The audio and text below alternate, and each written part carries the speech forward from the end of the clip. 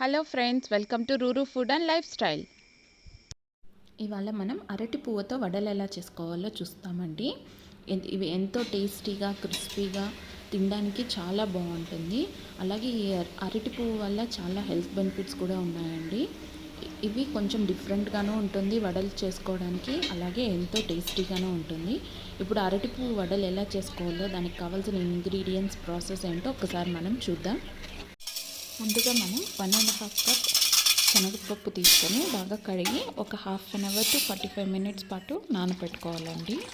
చూసారు కదా, ఇది కడిగి నానబెట్టుకోవాలి. ఇప్పుడు అరటి పువ్వు ఉంది కదా, అరటి పువ్వు తీసుకొని దాన్ని ఎలా క్లీన్ చేసుకోవాలో నేను చూపిస్తానండి మీకు.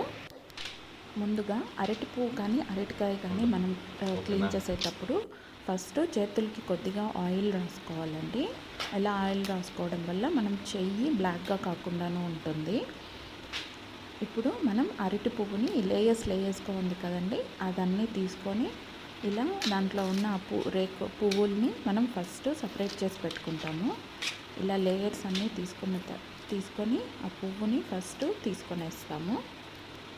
ఇప్పుడు పువ్వుని ఎలా క్లీన్ చేసుకోవాలో చూపిస్తానండి. ముందర ట్రాన్స్పరెంట్గా ఒక లీవ్ లాగా ఉంటుంది, అది తీసుకోవాలి.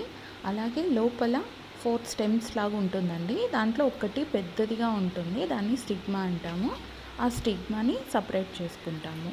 అన్ని లీవ్స్లో కూడా ఆ ట్రాన్స్పరెంట్గా ఉన్న లీవ్ అలాగే లోపల ఉన్న స్టిగ్మా రెండింటిని తీసి క్లీన్ చేసి పెట్టుకుంటామండి. మనం అది క్లీన్ చేయకుండా అట్లే యూస్ చేసినామంటే అది చేదు వచ్చేస్తుందండి. మీరు ఒక్కసారి కావాలంటే నోట్లో పెట్టుకొని చూడండి, చాలా వగరుగా ఉంటుంది అది టేస్ట్.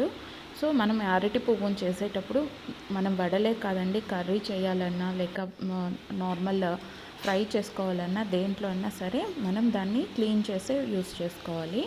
అలాగే పువ్వు మొత్తం తీయంగా లోపల ఇలా లేతగా ఉంటుందండి, వాటిని అయితే అలాగే వేసేసుకోవచ్చు. అది క్లీన్ చేయాల్సిన అవసరం లేదు, అది చాలా లేతగా ఉంటుంది. చూసారు కదా, ఇలా లోపలగా వైట్గా ఉండే పార్ట్ మనం క్లీన్ చేయాల్సిన అవసరం లేదు, మనం తీసుకొని అలాగే కట్ చేసి వేసేసుకోవచ్చు.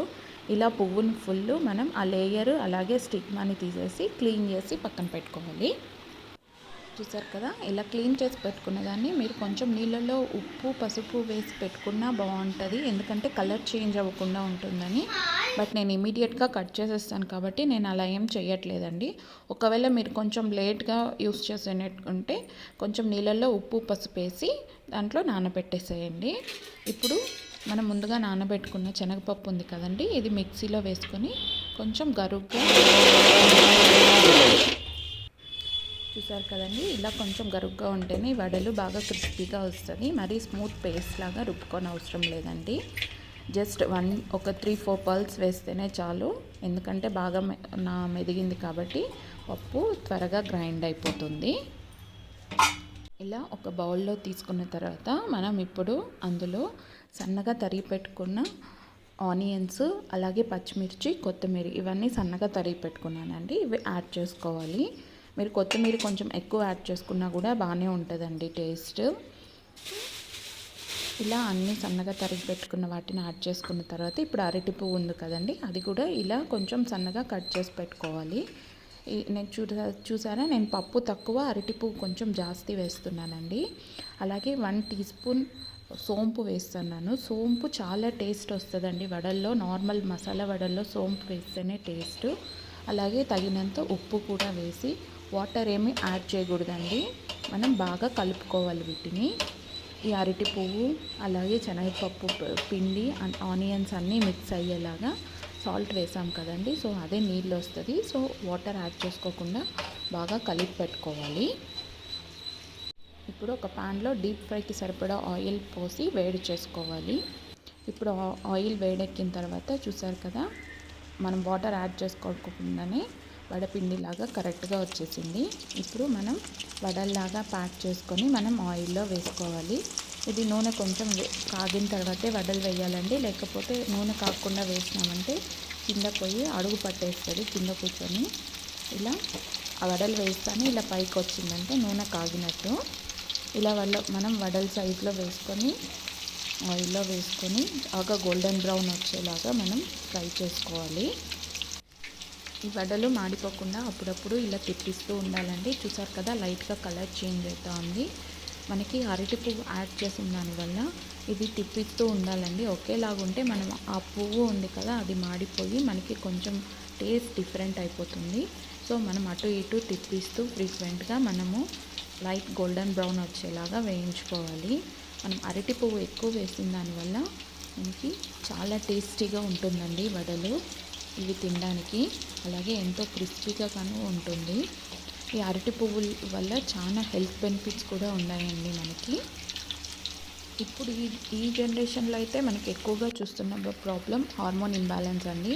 ఈ అరటి పువ్వులో ఈ హార్మోన్ ఇంబ్యాలెన్స్ని సరి చేసే ప్రాపర్టీ ఎక్కువ ఉంది. అలాగే బీపీ షుగర్ కూడా చాలా కంట్రోల్లో ఉంటుంది. దీంట్లో ఉన్న పొటాషియం వల్ల బాడీకి చాలా మంచి బెనిఫిట్స్ దొరుకుతుందండి. అలాగే హార్మోన్ ఇంబ్యాలెన్స్ ప్రాబ్లమ్ని కూడా సరిచేస్తుంది. ఫ్రీక్వెంట్గా అరటి పువ్వుని మీ డైట్లో తీసుకోవడం వల్ల సో మనకి హార్మోనల్ ఇంబ్యాలెన్స్ తగ్గే ఛాన్స్ చాలా ఉంది. చూసారు కదండి, అటు ఇటు తిప్పిస్తూ ఈ వడల్ని బాగా గోల్డెన్ బ్రౌన్ వచ్చేలాగా ఫ్రై చేసుకోవాలి.